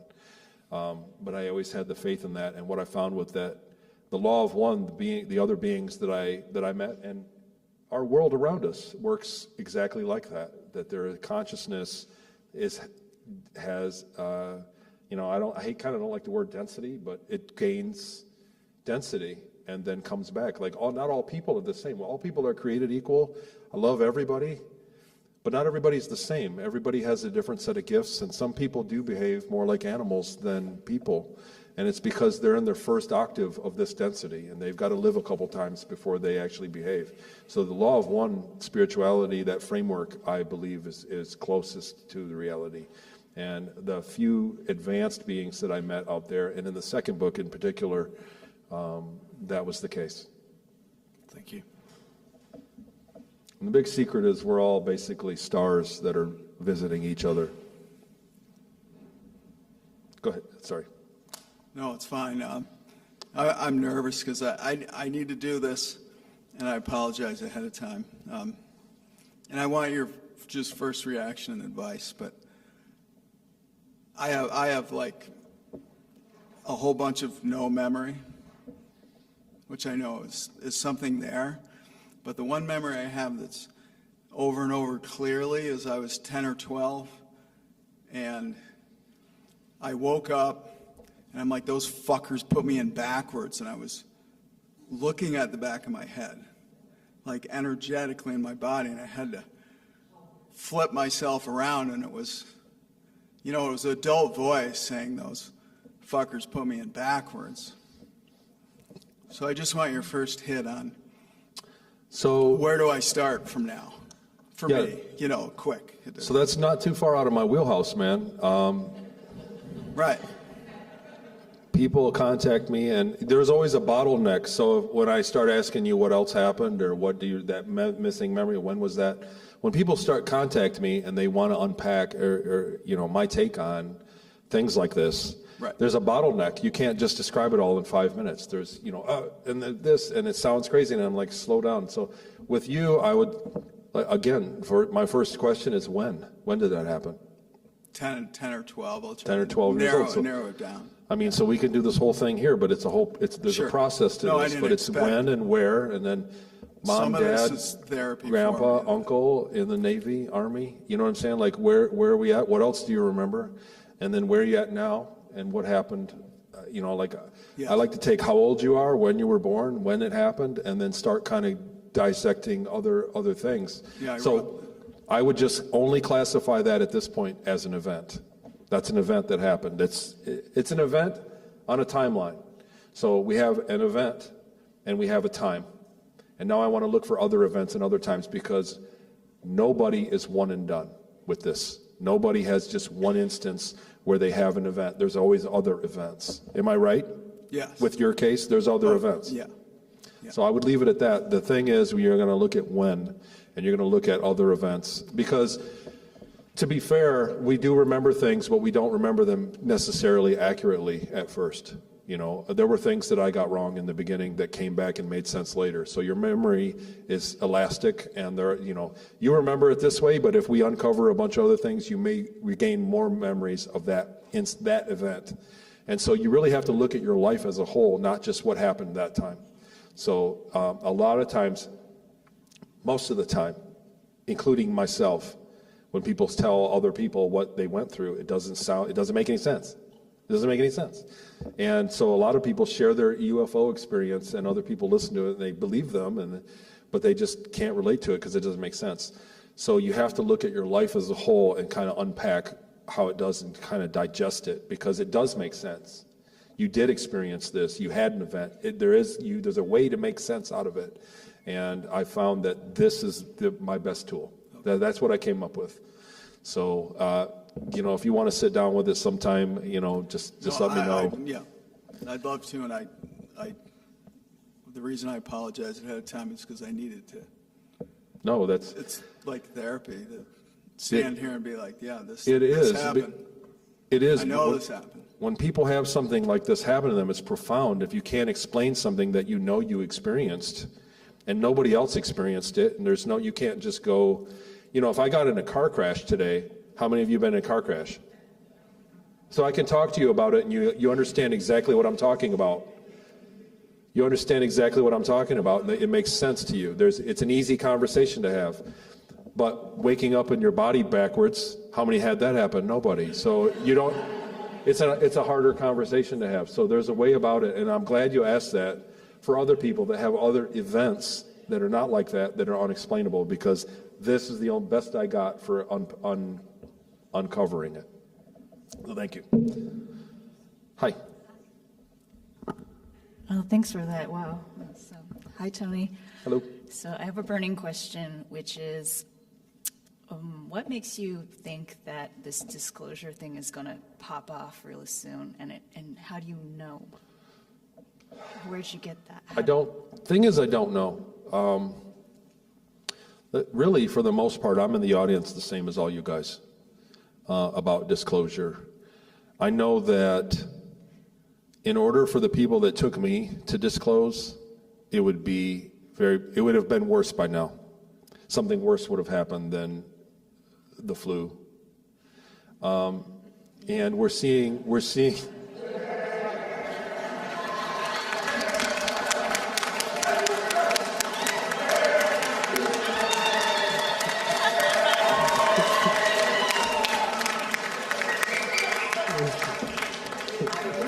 So you're saying just the fact that we're here. I immediately regret saying that.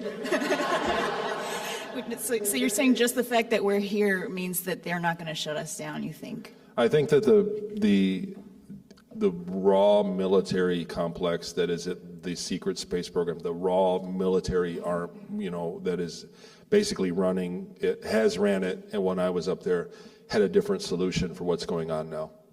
So we're seeing something that they wouldn't. We're seeing a series of events play out that they would not do, that they would tend to not do.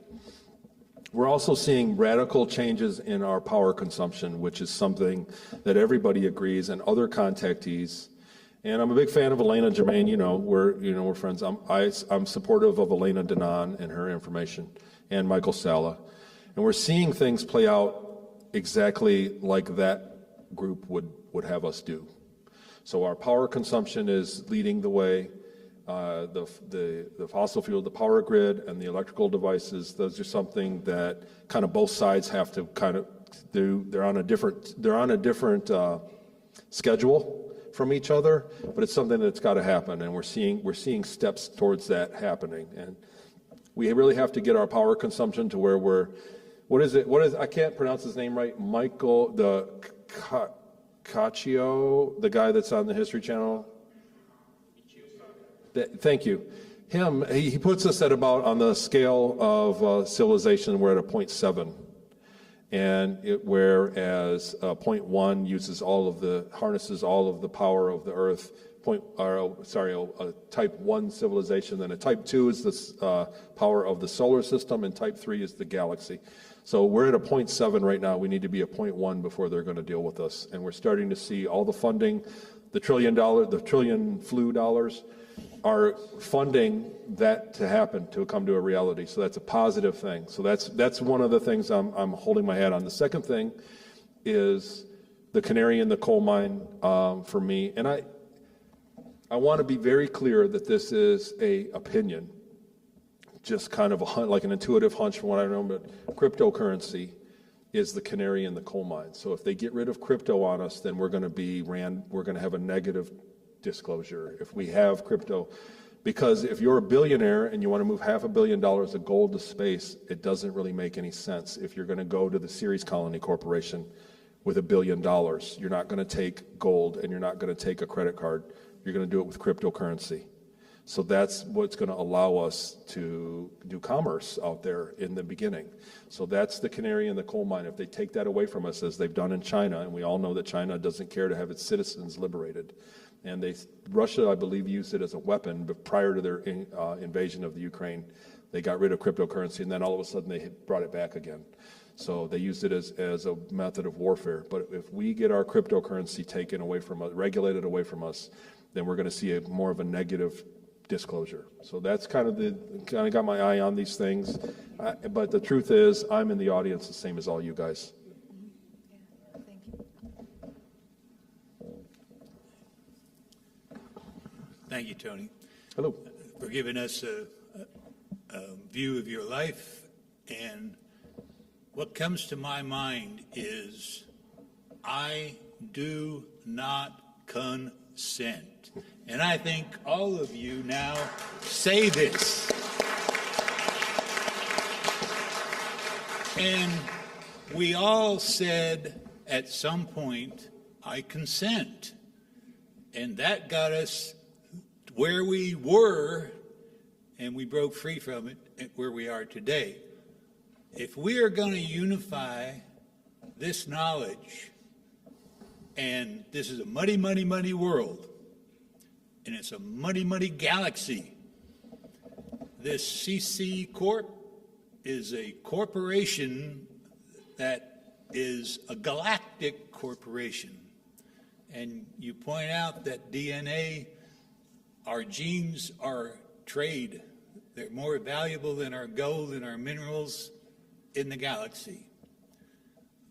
When we get this government problem taken care of in our world, we still have vulnerable freedom of choice, free will. So we need to be presenting a program to the children about do not consent, because when you do, you have to know truth and consequences. All right? So if we can come together in a couple years, probably, and we've all had our stories told and published, that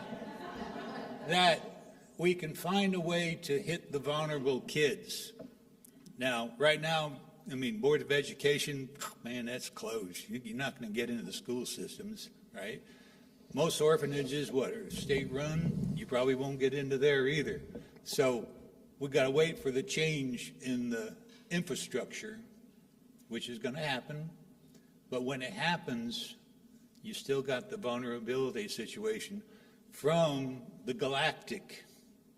Now, I don't know that they take us by force, and I've heard that when you tell them, I don't consent, when the little grays come down to take you up and you say, I don't consent, how many of them obeyed that command? So this is an important point, and I only did one or two really interviews long ago where I explained that. Like, they did ask my consent.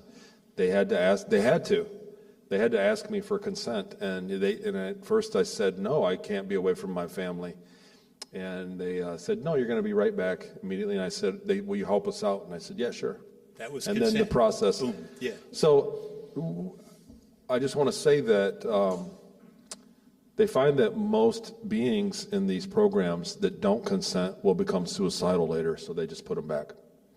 And that's kind of a big deal. I get asked that all the time. Like, I think I was in the program and I think my child is at risk for being stuck. What do I do? How do I teach my child to not do this? And I said, tell your child to not consent with everything. It's maybe small, it may be big, but it's all we got right now. And consent is a big deal. The people that were in, again, that's kind of what happened in the second book. There was a loss of consent, and there was a great deal of people in that program that suicided, and so they canceled it. Consent's a big deal. And getting into the issue of all the schools and how everything, once disclosure happens, the mechanism of schooling, our everything is going to change, follow suit, because right now we don't have any example. So once there's a disclosure and we see how other worlds are doing this, we're going to get examples of much better ways to teach and much better ways to learn than what we have right now. They didn't put us really in front of a blackboard ever when I learned anything new in the space programs. They put us in a system, in a machine that taught us much more efficiently. Is there anybody else with a question?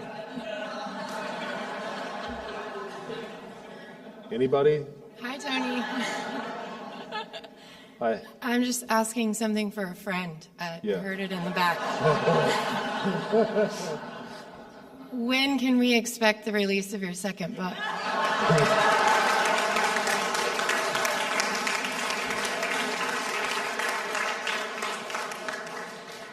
Honestly, I'm hoping to get it done inside a year. I'm hoping to get it done inside the year, really.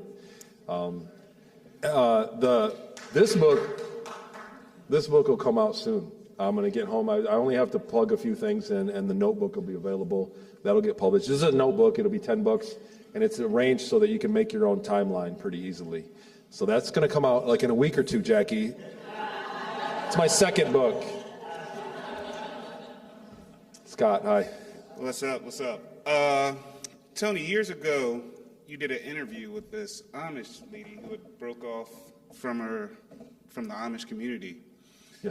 And you guys were comparing the similarities between the Amish and the Ceres Colony, the Deutsch and Ceres Colony.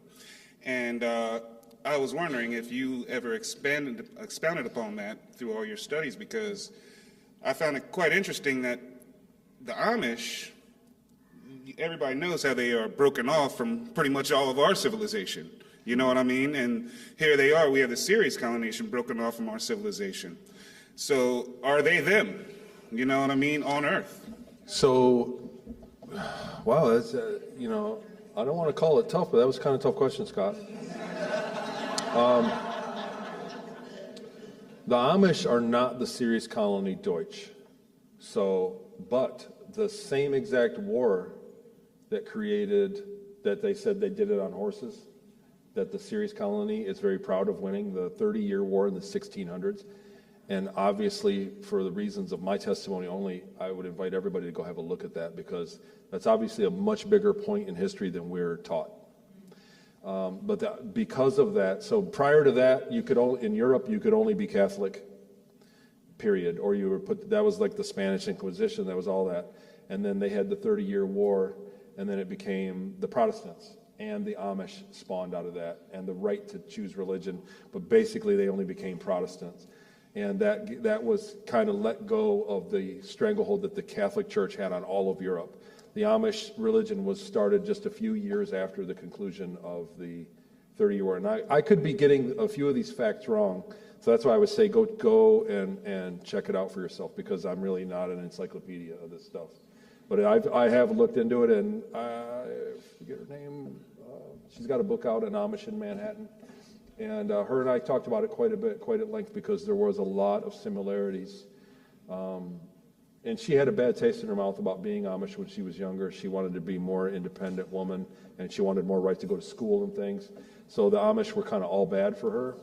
And in my experience, you know, it's a culture, so it has its good and bad. So I'm not so damning of them as she was, though it deserves to be heard. Her testimony deserves to be heard and considered in the conversation. But I will say that point in history spawned both cultures, and one of the cultures is living in space. And I don't think they have a connection today.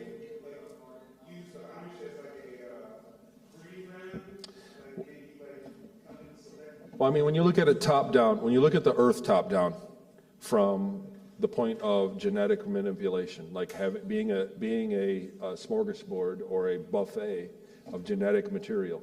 So you want to come through and you need labor to go to your planet somewhere else. You get in the galaxy from your galaxy.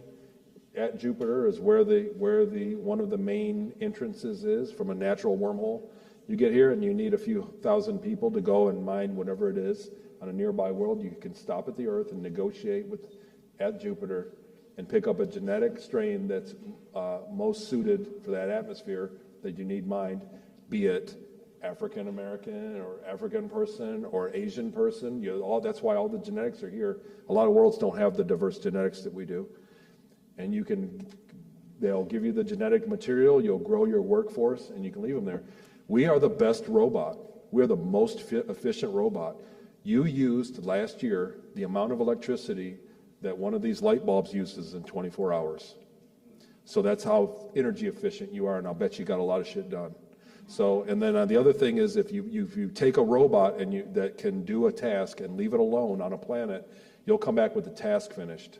If you take genetic humans and leave them on a planet and do a task, you'll come back with the task finished, and you'll come back with more humans. So we are very effective.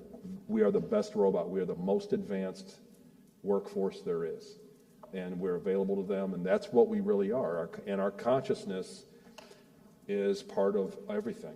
So we are valuable on many different levels, and they're using us for many different things. So the real money is in consciousness and in genetics up there, our spirituality, and it's also greatly stunted for us down here.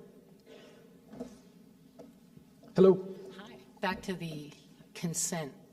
So initially, when you were contacted and you said no, and then they talked to you and they said, oh, it's just going to be a little while, and then you said yes. And then later on, when you were contacted again, you said no again, correct? Or did you just immediately say yes? It was all in the same night. It was in the same instance, yeah. Just wondering how you felt that you changed your mind. What was it that, were they very convincing? Was it your young, vulnerable age, do you think? Did it, and once that initial agreement, did that just preclude any future contact? Once you consented once, you're done, kind of thing. It was for that original deal, so that, you know, obviously it was a long time ago for me, but they asked, we need your help, and we want you to come and work with us for 20 years. And that was how they work with us, not for us. And I said, I can't be gone for 20 years. I'm out, you know, I was already thinking about my mother and my sister and my family. I can't be gone for 20 years. My parents will be old when I get back. I can't do that. And he said, no, no, no. You're going to go back tomorrow. There's time travel. We're going to take you, and you're going to get a longer life. You're lucky that you're very fortunate to do this. The people that go into this, that do this, are fortunate.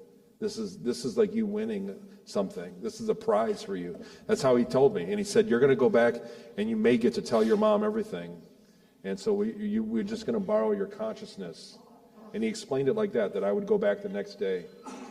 And I thought that I was in a first contact situation. I honestly thought sitting on the table with a reptile and two grays and a tall white gray around me, that the next day on the news I was going to see them on the news, and that the whole world was going to be in a post-disclosure world, and we were going to, and I was thrilled. I was absolutely thrilled to death. Once they conveyed to me I was not in danger, they said, which I was. Yeah. But that trust, you had some sort of trust. They built trust with me, and I was ecstatic. I was literally over the moon. Yeah. Ego? You think going after our egos? Thrilled that ETs were real, so they were real. I was blown away. You know, yes, I knew you guys are real. I'm so happy. I can't believe you chose me. Are you going to talk to our president? Are you going to talk to the president? This is a 10-year-old kid in a laboratory with extraterrestrials. And he said, we're going to take you. I said, I can't be gone that long. He said, you won't be. You'll be back. And I said, okay, I'll help you out. I'd be happy to help you on behalf of the earth. Mm-hmm. That's what I was thinking. Thank you. And I woke up in Inyokern. Happy. Tony. Quick question. So when they brought you back at 10, did you have a continued feeling of being watched or monitored for those years, or do you feel they just dropped you off like, all right, products dropped, we're gone?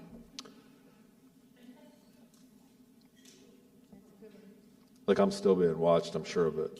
Well, yeah, I know, but I'm just saying, did you have a feeling as a child, like after 10, being monitored? They dropped me off. I went to school that Friday and got lost. And my teacher had to call my mom and say that I had amnesia. She'd get me checked out at the doctor.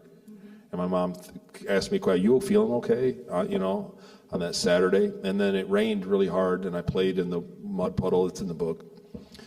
And next week was normal. I kind of adapted, and I wasn't really right in the head. But a couple weeks later, we got a call. My mom got a call, and they said there was a situation at the doctor we went to a family doctor in a small town. It was like a private practice, and they said, we're going to call you guys in if you want, and you'll get free stuff. Like it won't mark on your insurance, your however it worked out, I don't know. But basically, they enticed my mom to take me to the doctor. And when I went there, in the lobby were a bunch of kids from my class that don't go to that doctor. I went to that doctor all the time. They were I said, what are you doing here? I'm in Perry. Perry was one of them. I said, Perry, what are you doing here, man? He said, they called my mom and had me come in. And my doctor was an older guy, won a trip to Texas or somewhere. Won a trip, and there was a guy there that my mom thought was dreamy. He was so beautiful, and he was a brain surgeon. His degree was in brain surgery, and he was filling in for that day mysteriously. I remember it because it was so awkward, and because long-term memory is kind of my thing. And I went in, and he didn't give me he checked me with the stethoscope for a minute, and then he sat down with a pad and paper, and he said, "What have you been dreaming lately? Tell me about your dreams." And I was creeped, and I just froze, and nothing, I'm fine, my dreams are fine. But that was the experience, and I never forgot that, so they followed up. So if it was them or some other agency that was aware that I went, they did do a follow-up on that. Some months after that, I woke up in the middle of the night running down the stairs with the incredible urge to run. And, this is like I was in the onesie pajama. In the middle of the night, I was all but running down the stairs, and I ran outside the front door of my house, out into the driveway, and there was a van, and there were men inside the back of the van, and I was compelled to run right in the back of the van. I had no idea what I was doing. It's like I woke up, sleep, running. And there was a guy in there with a box and two other guys, and they grabbed me, and they said, "Sleep," and I went to sleep, and that's all I remember. So it was a follow-up. So I was followed up by a fake doctor, and I was followed up by a fake military, like another abduction experience. And then that was it. And I've had a lot of people that have been taken have the same kind of thing, the sleep paralysis and the random fears. Like a couple weeks in, I think I was 19, I had it really bad. A couple weeks of really bad fear, like I couldn't sleep. I was afraid to go to sleep and locked all the doors, and I had it again. I had the same feelings again when my daughter was 12 and had a big personality change. So yeah, they follow you up. It's never a one and done. Once you're in the program, you're always in the program. Once you're in their database, you're always in their database. My kids will be in their database. Their kids will be in their database. And that's one of the other questions that I fish out in a timeline. What's mom, dad do? Grandpa, uncle, somebody, neighbor? There's always Navy or Army somewhere nearby. Thank you. Thanks. Is it time? Getting there. You look like the Fed, man. Hey, hold on a second there. You know what, Tony, I was going to ask you, just to be frank with you. What's that? Just to be frank with you. What would you do to recommend for someone who wants to say something, not for me, a neighbor, a friend, but they want to come out and tell some stuff, man, but, everyone else, oh, you're freaking crazy, you're crazy. I'm tired of hearing that, man. So do you mean come out and speak about it publicly, like do interviews, or just talk to people about it? It's like, for my neighbor, he's kind of weird, but anyways, everyone says that, it's freaking, they're crazy, dude, it's like, what do you do, man? What's the best way to... That's a good question. What's the easiest way to I don't know. I don't know how to ask this question.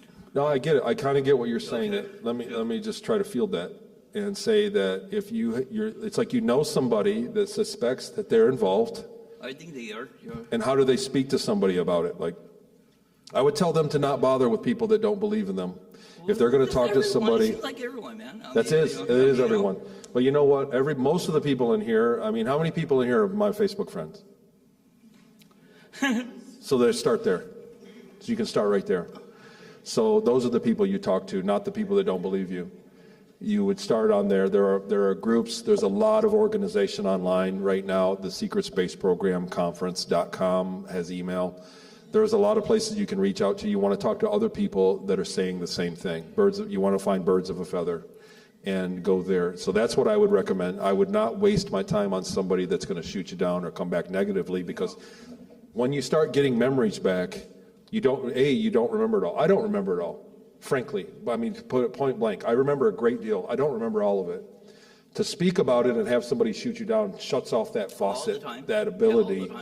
It shuts off that ability to get more memories, to be in a crowd of skeptics. So you need to be around a crowd of people that are going to listen, or at very least just not shoot you down. And you need to find those people and then move on and then go from there and talk about it incrementally and make it okay, because The other thing that we haven't covered here is that they put blocks in you. Jason Rice called them parting gifts. They put blocks in you to where when you do begin to speak about it, you get sleepy, you get distracted, something happens in your mind, subconscious. You can't write it down. That's why there's a shortage of books out about it, because a lot of people have vivid memories. They have plenty of books worth, and they start to write it down and they fall asleep first thing in the morning. And so you need to build that muscle up to get over those blocks, and you do that by talking to somebody that can take the information, can handle it and process it, and do it repeatedly. And once it's just a muscle that they atrophied that you build up. So you need somebody. You can talk about this with anything. Take any subject. We can talk football. It doesn't do me any good to talk football to somebody that doesn't know how to play football.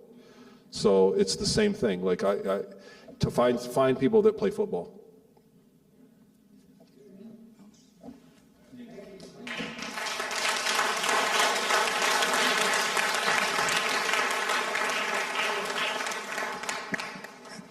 Hey, Tony, how you doing? One more, David. Hi. Hey, I just wanted to give you a standing ovation, if we could.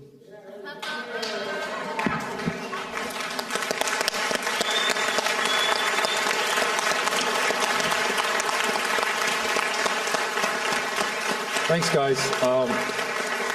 What a great crowd.